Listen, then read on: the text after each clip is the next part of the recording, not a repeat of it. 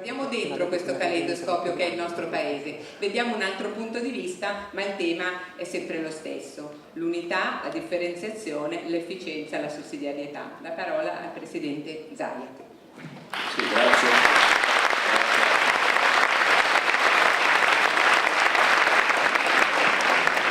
Vi dico la verità, io non conoscevo questa sua propensione per la topografia.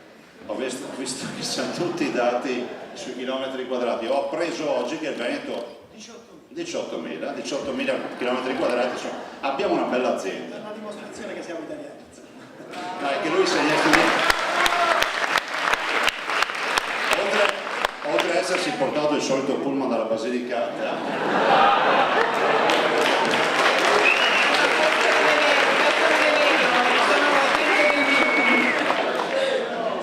sono venuto in treno. il moderatore. Sono venuto in treno da solo, senza nemmeno un accompagnamento.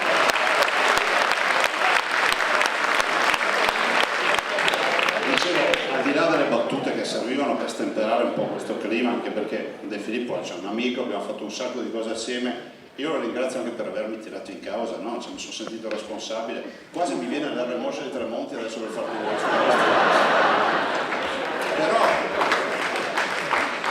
però volevo dire, stavo pensando, ascoltando con attenzione, perdonami le battute, ascoltando con attenzione la bellissima relazione che De Filippo ha fatto, mi venivano in mente quelle domande che fecero a Friedman, no? Friedman è stato premio Nobel dell'economia, a un certo punto gli ha chiesto, Friedman è quello dei bisogni per capirci, gli ha chiesto ma più bisogni uno che ha o uno che non ha? E Friedman sapete cosa ha risposto? Uno che ha avuto non ha più. Noi effettivamente stiamo discutendo di questo fatto, stiamo discutendo del problema che molte comunità pensano di avere avuto e non avranno più con il federalismo fiscale.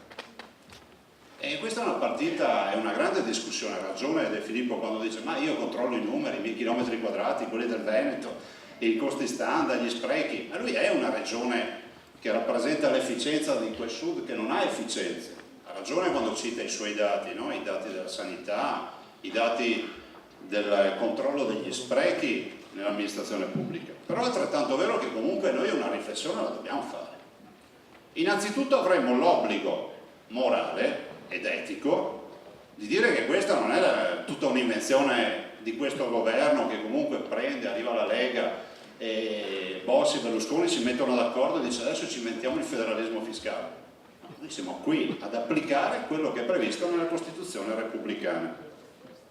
O meglio, abbiamo due grandi varchi, quello del federalismo fiscale, e quindi la fiscalità, la logica dei numeri, la tassazione, tutto quello che c'è dentro, e quello dell'autonomia differenziata, quella che noi chiamiamo geometria variabile, l'articolo 116 della Costituzione. Perché noi lo dobbiamo dire a De Filippo e a tutti quelli che non ci credono, lui ci crede ma qualcun altro no, che non ci vorremmo fermare al federalismo fiscale, vorremmo che fosse applicato fino in fondo l'articolo 116 della Costituzione, che per uno che non li conosce tutti, ma quello molto bene, che dice che ogni comunità può chiedere al governo di avere una giusta dose di autonomia. Se la Calabria decide di restare ancorata a Roma con una visione romanocentrica, ma libertà democratica di farlo. Però è tanto vero che ci sono delle comunità, non è un caso che a me i giornalisti facciano sempre la domanda sulla bandiera del Veneto, perché l'identità e la genetica dei veneti ci porta a dire che se voi venite in Veneto, insomma, si aspira all'autonomia, 7 persone su 10 in Veneto parlano e come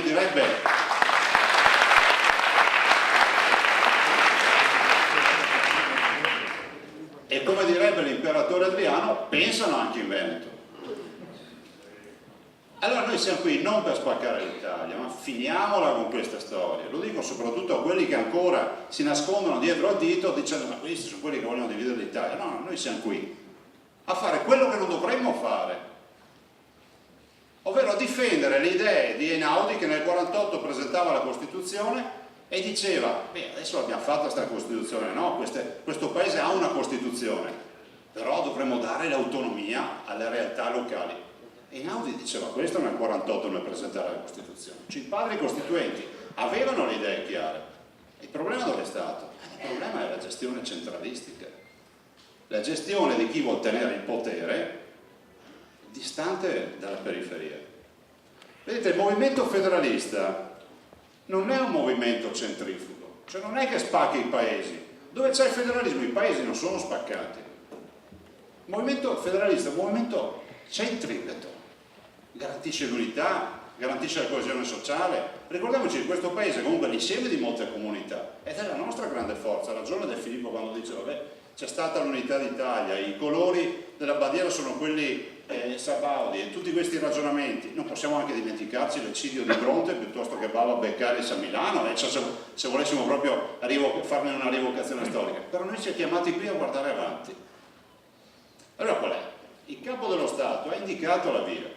C'è ancora qualcuno in Italia che guarda il dito e non vede la luna, ma il capo dello Stato la via l'ha indicata. Lo dicevamo prima in conferenza stampa. Quando ho chiesto a Giorgio Napolitano, non più tardi di 6 mesi fa, quale fosse la sua posizione su questa proposta federalista, lui ha detto delle cose molto importanti. Ha detto: il federalismo non è più una scelta ma è una necessità e sarà una vera assunzione di responsabilità. Federalismo uguale responsabilizzazione. Sentite, noi abbiamo i conti a posto, no? Cioè, qui c'è Formigoni, la Lombardia, ne ha parlato De Filippo, insomma, la sanità in generale, no? E noi sappiamo che se tutte le regioni fossero efficienti avremo una spesa ridotta di almeno 12 miliardi di euro, che non sono noccioline, 12 miliardi di euro sono una bella cifra, quasi degna di una manovra di quelle che conosciamo noi.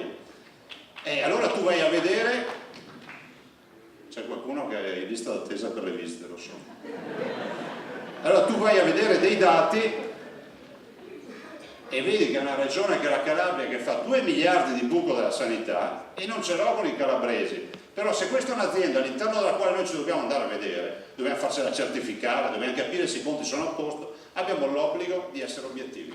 2 miliardi di buco, allora uno dice vabbè, sono stati sfortunati, hanno avuto alluvione. No, tu poi vai a vedere, ci sono 36 ospedali, 12 li debbono chiudere perché non sono degni di questo nome, hanno ospedali con 200 posti letto, il doppio degli addetti per malato, 6,5 addetti per ammalato, per ricoverato, e poi tutta una serie di dati che ti fanno capire che comunque, come diceva Friedman, c'è qualcuno che pensa di perdere quello che prima aveva e oggi rischierà, anzi domani rischierà di non avere più. Prima il presidente Lombardo giustamente ha detto, con una spinta veramente volenterosa nei confronti del federalismo, diceva ma io ho 27.000 forestali, se mi dai i costi standard io dovrò adeguarmi. Vabbè, però se in Italia ne abbiamo 7.000 e in Sicilia 27.000, scusatemi per quanti pini, boschi abbiano,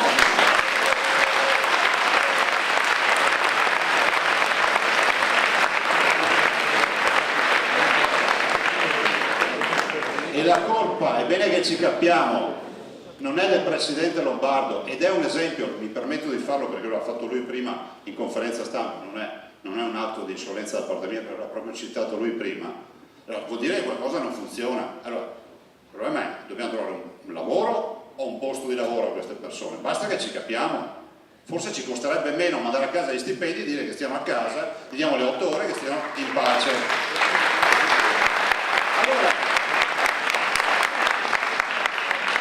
il quesito è, noi dobbiamo innanzitutto avere una base di partenza, che sarà dolorosa. Ha ragione De Filippo, dice, ma è difficile fare il vestito su misura a 60 milioni di italiani, però la base di partenza è rappresentata dai costi standard, ovvero noi dobbiamo comunque dire che, come si fanno, le auto aziendali, tu sai che quel tipo, quel modello di auto ti danno un rimborso di tot al chilometro, poi sono affari tuoi se tu vai sempre ad alta velocità e consumi di più, significa che tu hai deciso di gestire così la tua auto, però l'azienda ti paga quello.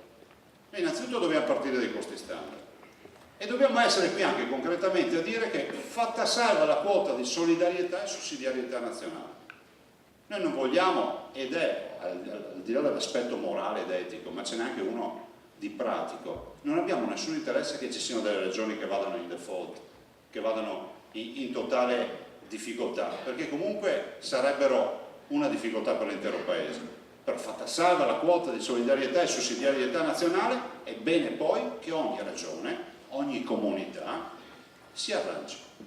Questo lo diciamo perché, guardate, io ho avuto modo di girare spesso al sud, e De Filippo lo sa, spesso sono i cittadini i primi a portare a queste istanze.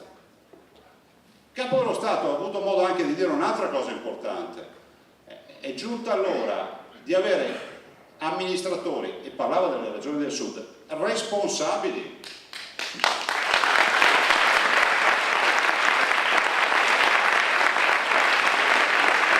E questa non è la difesa della classe dirigente del nord, tutti hanno le loro pecore nere, però è altrettanto vero che i conti non tornano più.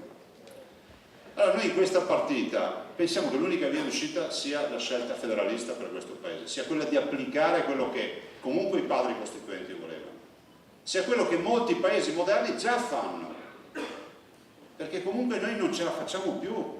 Io rappresento una regione che assieme alla Lombardia, il Piemonte e l'Emilia Romagna hanno un gettito di PIL di 827 miliardi di euro. Ma questo gettito di PIL non diventa ricchezza oggi per il paese, diventa sostanzialmente ripianare sprechi in giro per il paese. Allora io direi, no, dobbiamo fare come si fa nelle famiglie, perché poi non è, cioè, Tremonti racconta spesso, mi raccontava, forse non spesso, però me l'ha raccontato un giornale simpatico, ve la racconto, una barzelletta, dice che a un certo punto c'è una grande parata nazionale e sfilano tutte le truppe, sfila l'esercito, la polizia, insomma metteteci tutto quello che vi viene in mente. C'è il palco dell'autorità che guarda e a un certo punto arriva nella coda del Filippo di questa parata, arrivano delle persone vestite male, un po' trasandate, e un personaggio nel palco chiede all'altro: ma chi sono quelli? E l'altro risponde: gli economisti. L'ha raccontato Tremonti perché si può raccontare, ma questo per dire che al di là dei grandi propositi, delle grandi strategie, poi è sempre il buon senso del padre di famiglia, come si dice in economia, no? Quando tu studi economia, il buon padre di famiglia. Se i conti non tornano, e in questo paese i conti non tornano, le uscite sono maggiori delle entrate, in qualsiasi famiglia ci si siede attorno al tavolo di casa, si comincia a vedere innanzitutto che tutti abbiano qualcosa da fare durante il giorno, non ci sia qualcuno che si alza alle 11 del mattino o al pomeriggio e resti a letto.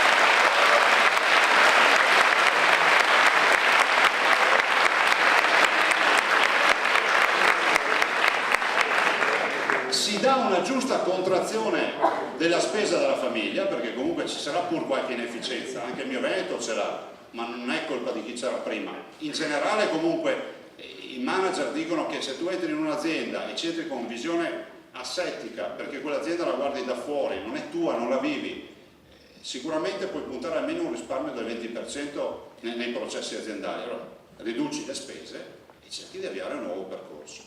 Questo è quello che noi chiediamo. Non abbiamo altri disegni, non ci sono disegni di dividere l'Italia in 20 parti, in 3 parti, in 2 parti, non c'è la volontà di affamare qualcuno, ma la volontà di uscire da questa situazione di estrema negatività. Vi lascio con le parole di Don Sturzo che ho citato prima, ma ci tengo a citarlo a una sala così attenta. Don Sturzo, da siciliano, nel 1949 diceva: sono unitario ma federalista impenitente, il che significa che già nel 1949, vedasi un anno dopo l'approvazione della Costituzione repubblicana, un siciliano autorevole come Don Sturzo, e questa assemblea lo conosce bene, diceva: se vogliamo risolvere i problemi della Sicilia, perché lui la ragionava da siciliano, dobbiamo avere il federalismo fiscale. Ancora oggi stiamo aspettando. Due piccole considerazioni, innanzitutto rispetto a questo processo che io considero inevitabile, che noi consideriamo inevitabile, e penso che noi dovremmo un po' pensare a quello che è il contratto sociale, no? Rousseau diceva che il popolo delega le istituzioni a gestire delle competenze. Ho l'impressione che il popolo rischierà di passarsi a destra, a sinistra, sopra, sotto, perché il popolo è molto più in avanti. Lo diceva prima Formigoni nel parlare delle elezioni in molte regioni del sud, ma lo percepiamo noi on the road, quelli che stanno in strada, vivono in strada, parlando con i cittadini. I cittadini hanno tasche piene di chi litiga, hanno tasche piene di chi non fa nulla, tasche piene degli sprechi, di tutto quello che non funziona. Quindi io penso che noi non è che dobbiamo stare qui ancora tanto a discutere, dobbiamo decidere. Quanto al sud, il sud non è che ha un'orografia, con tutto il rispetto per il topografo, è differente da quella del nord. Io vengo da una regione dove l'80% dei Dolomiti sono nella mia regione, e posso dirti che abbiamo comuni con 50, 100 abitanti, 200 abitanti, ma nei costi standard noi ci stiamo. Perché se poi vado sempre a vedere i dati della Calabria, mi perdonino i calabresi, è una bella regione peraltro, vedo che 7 ospedali, 200 posti letto, gridano vendetta. Vedo che il numero di TAC addirittura sono superiori a quelli del Veneto, ma non riescono a curare gli ammalati. Vedo che l'unica qualità della sanità è quella di esportare ammalati verso il nord. Allora vuol dire che il problema non è...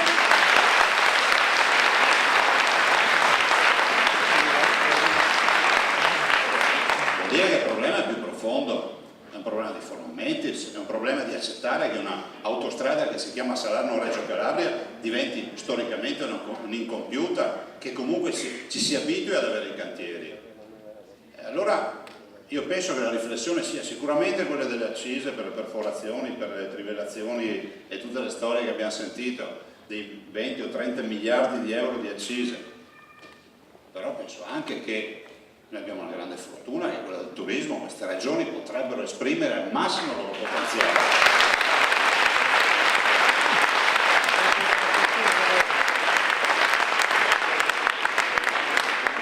Io vengo dalla prima regione turistica d'Italia con 62 milioni di presenze turistiche. Non è facile fare turismo, per il turista vuole pulizia, ordine, rigore, organizzazione. Allora, che il mare, o meglio i mari delle regioni del sud siano molto più appetibili, abbiano molto più appeal di quelle del nord, è risaputo in molti casi. Vuol dire che qualcosa non funziona. Allora, io penso che si possano fare anche le grandi strategie, le grandi rivoluzioni che sono quelle del federalismo, ma però ci sono anche quelle piccole, che è quella della buona amministrazione, che è quella di pensare che se io vado a Riace a vedere i bronzi, andavo a trovare il museo chiuso,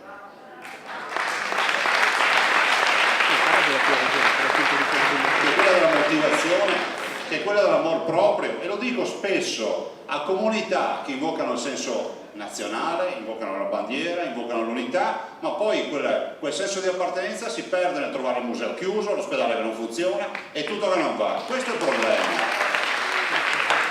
Allora, tutti assieme dobbiamo governare questa rivoluzione, ed ho chiuso, i 5 minuti sono scaduti, perché altrimenti il popolo si arrangerà da solo. Grazie.